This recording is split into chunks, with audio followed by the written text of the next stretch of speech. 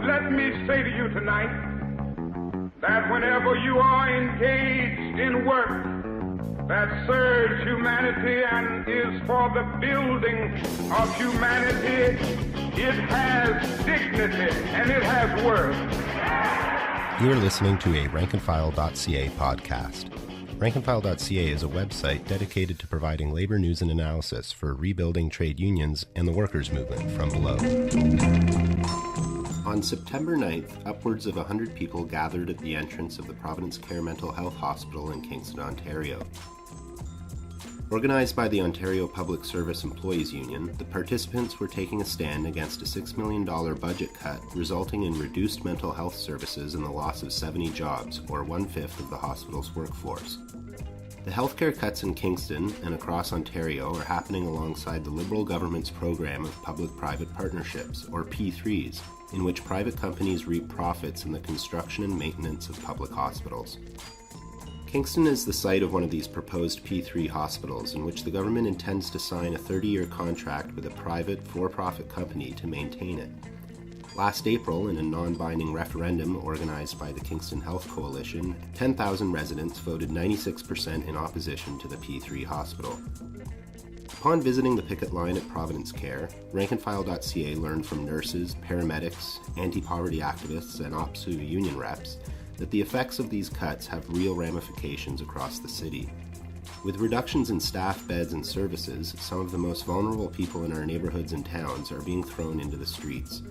They are then forced to deal with public services not designed and ill-equipped to cope with their mental health needs. As a result, other services, including firefighters, paramedics, and ER nurses, are being overworked and stretched thin while facing their own budget cuts and austerity. Even more worrying is how the cuts will ensure that handcuffs, not hospitals, become a substitute for our threadbare social safety net. The police and prison system, with their long, cruel, and deadly history in handling mental health patients, is not a direction we can afford to go in. Yet, that is where the Ontario Liberal government and its private sector partners are taking the province. Hear the voices of the people who work on the front lines. They painted this picture for us. So, who are you, what's your union, and why are you here? Chris Cormier, OPSEU Regional Vice President for Eastern Ontario Region 4. And I'm here to raise awareness with the community about the impacts of the cuts at this facility, and more importantly, about the risks that it's going to bring to the community and to the people that already work inside.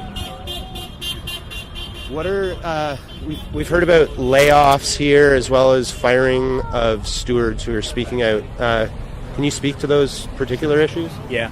Basically what's happened is the past two chief stewards here have been disciplined and or fired, and the second one has been fired as of June. We filed grievances, we've done fundraising for them, and basically the steward raised a number of health and safety concerns because of the current staffing levels, and the employer basically decided that it was time for them to go and wrongfully dismiss them. So we have various grievances in over the subject, and we've raised awareness in Kingston about this issue, and we've also raised awareness about this with the Ministry of Health, because ultimately this is where these mental health facilities are funded from. So, if other unions in Kingston and around Ontario and beyond want to help out the dismissed shop stewards and help out this struggle, I guess, more generally, what can they do? Where can they go on the web? Who can they contact? Well, right now we're working with our campaigns unit to come up with a strategy. So basically they can contact me, Chris Cormier, 613-921-5346, or chrisopsu@hotmail.com, and I'll ensure that any donations or funds gets to the steward, and I'll also ensure that they get plugged into the larger struggle that we're working on. Basically, this whole agenda that we're fighting here today has to do with the public-private partnership hospital that they're building for mental health services in Kingston. They've chosen to use a public-private partnership, which is privatization. Essentially, $100 million of the $300 million project will go towards a private consortium. The cutbacks today are worth $6 million, and that's going to impact 70 staff. So, right there, we have to ensure, we have to raise awareness and fight back to ensure that the politicians get their priorities straight. What do you think the some people out there who see the Ontario Liberals as being progressive and pro-healthcare, what do you say to that? I say all you have to do is look at their record for building hospitals. And I think, just off the top of my head, somewhere in the neighborhood of 60 hospitals have been built on a public-private partnership model. Not one of them has saved the community money to go back into frontline healthcare where it actually matters. And so the mask that they're wearing, it's a mask. And the issue of privatization needs to be talked about more in the community, not only about this facility, but many other facilities that the government is claiming to build. No, we haven't seen a change. We haven't seen any resources directed to frontline staff and a large variety of the services that we represent, public sector workers. And we see strain everywhere and underfunding.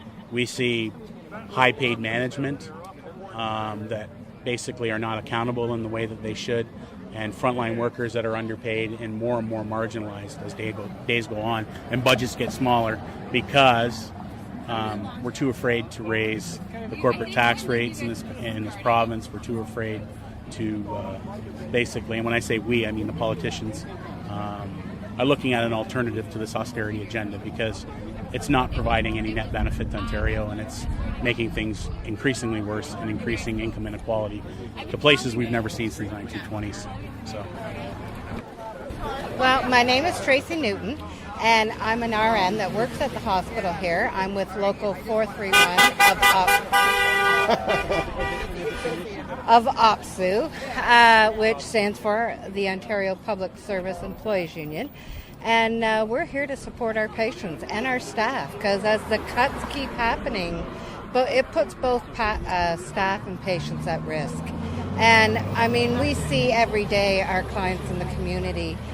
We went and did the Labor Day parade and walk into a park and see our patients skirting out as we're coming in. That's pretty sad to see. I'm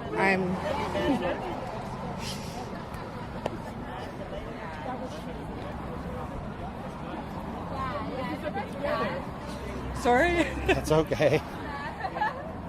Well, it makes me ashamed to be part of healthcare because it's failing terribly. And, you think about the people coming up behind us.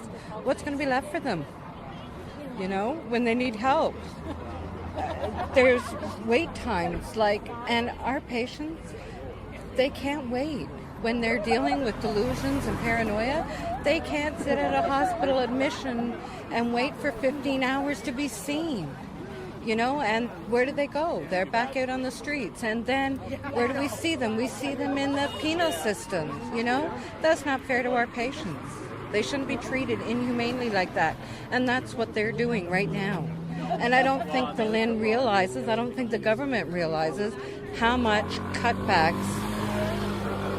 It's about everybody. We're about people. And I don't think the government is realizing that. They're putting their money into things that don't concern the everyday person of Ontario, of Canada. And it's about time they started paying attention to the people that make Ontario. And I have a real problem with our government right now because they're not doing their job. What do these sorts of cuts and layoffs and the way management's been disciplining chief stewards and firing them, what does it do to the morale and the spirit of the people who work here? And what does it do to the patients who have to come here? Well, it scares them as much as it scares us. I'm acting chief steward right now. And I mean, I had to have a long talk with my husband and family saying, I could be next. Can we afford it? I mean, it's hazardous to our patients because, you question whether you should do something in case you're fired. And that's not good for our patients. It affects everybody. And it's really sad to see that there's no management cuts and there's all these nursing staff cuts. It just doesn't seem right. There's something wrong with the equation. It's about time they sat down and started looking at. We're not supposed to be, healthcare was never supposed to be about profits. Unfortunately, that's what they're looking at. They talk about a deficit. They have extra money that they can spend. They're not spending it. They're worried about if a roof leaks in the future. Well, what about right now? You know? What do you think people in Kingston and people across Ontario who are dealing with these sort of community cuts, what do you think they can do to help turn this around? I say lobby your government, lobby your LHINs, get involved, because, I mean, right now we're a small portion. It's happening everywhere with cuts. You know, you see people in Ottawa waiting, you see people in Toronto waiting. Like, how long do people have to wait? And are they pushing all this stuff just for privatization? That's not the way to go. The rich get richer and the poor get poorer. So the rich man gets his bed and the poor people don't. And that's not what my Ontario is all about. My name's Dan Anderson. I'm president of Local 431 OPSEU.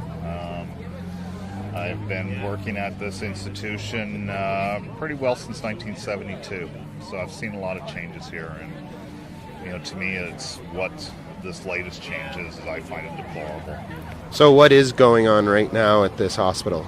Well, what's going on right now is that the hospital is mandated by LHINs to cut $6 million out of their budget.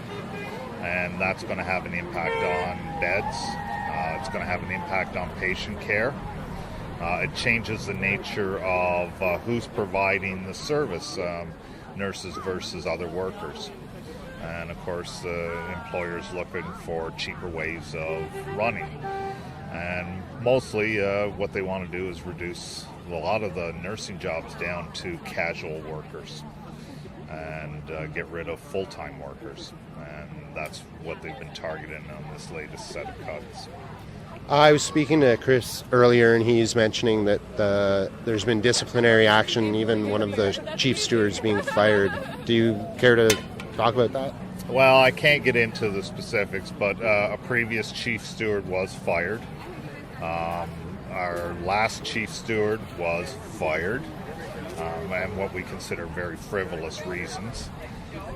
We've had some stewards also disciplined over health and safety issues.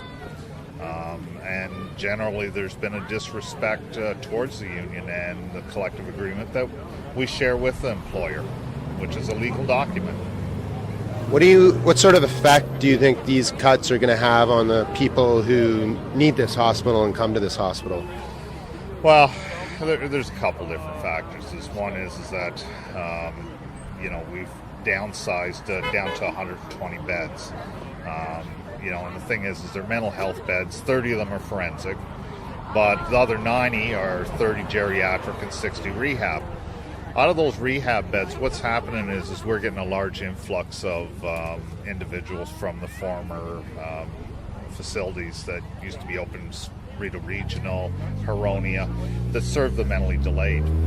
And the hospital is now starting to take those people into our care. And what that does is reduce the mental health beds even further. The complaints that I hear from a lot of our community workers is that if they have a client who is really ill, they have to go to KGH. The wait times are horrendous down there, and 99% of the time they can't get them back in the hospital for treatment. So they're having to be treated out in the community, and a lot of them just fall through the cracks, and nobody ends up following them, and consequently we see them on the streets. Is there anything else you'd want to add to our audience at Rankandfile.ca? Well, looking around the province and see where all these cuts are affecting people that are the most vulnerable, the mentally ill. Like I say, I've worked in this business for 40 years, and I have a dedication to it as well as my responsibilities as a union person. But I believe in people, and we take care of people that are less fortunate. This government has chosen not to, and they should be questioning their MPPs. They should be questioning, the costs to the cities and the townships, the police costs, the fire departments, who end up having to deal with these clients. And as we've seen in the paper, is the mentally ill, they're either shot or tasered. And to me, is that's not right. That's what these hospitals are for. That's what these professionals do. Let us do our job and have a system that works. It doesn't work right now. So Amy Van Black with the Kingston Coalition Against Poverty. I don't want to say my title. And why are you here? Why is it important for KCAP to be here? KCAP signed on to this campaign because our biggest concern is the patients. With the cut of the community startup last year, if once these patients lose their beds and they're forced to go back out on the street into society, they're not going to have any sort of financial help with getting started with housing. What do you think this says about John Gerritsen and the Liberals who run this town? Oh, they don't give a shit. Can I swear? No, you can swear. Okay, they don't. Tell us what you really think. They just don't give a shit. They don't care if people are on the streets. They don't care about the other people in our community who are going to have to walk by people on the streets every day. The middle class is going to be forced to help these people every day. He's sitting at home in his cushy apartment eating his $300 meals and just doesn't care about anyone else. Well, I mean, obviously we're here for the workers as well. These are the people, once their jobs are lost, good possibility they will end up on social assistance as well. So I guess the last thing I wanted to ask, because I don't even know anything about this, and I was wondering if you knew anything about this talk of like merging, social assistance with Ontario disability? Works and Ontario Disability Support Program. So as of right now, there's nothing official out, but... How are you? Hey. Nice to see you. Sorry, just doing an interview. Hang on. As of right now, there's nothing official that's been said about it, but insiders say that there are software programs that are ready, and I know in Kingston alone they have redone our whole Ontario Works office and have tripled the amount of rooms.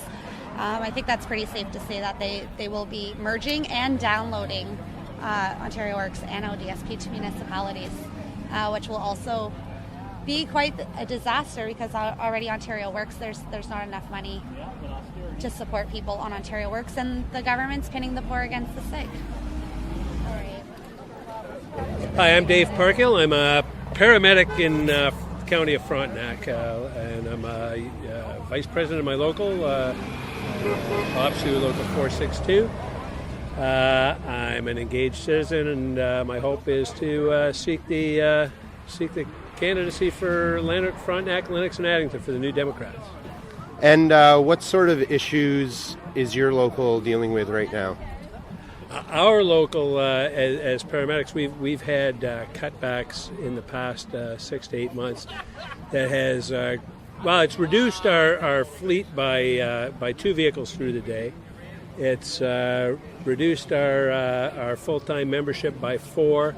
It's cut our part-time hours to the point where we have several part-timers now who are legally eligible for poverty status. I mean, they're working for poverty wages. We have people that are lucky if they get 1 shift every pay period. It's just, it has just completely bottomed out the folks that we count on day to day in the County of Frontenac to help us get the job done in emergency medical services. And why are you here today? Well, I'm here today. This is, we're here at the Providence Care Mental Health Services site because of the cuts that are coming to Providence Care. And there's such a huge tie-in between what I do as a paramedic and what they do in caring for folks with mental health needs. And that overflow, the overflow is such a terrible word to use.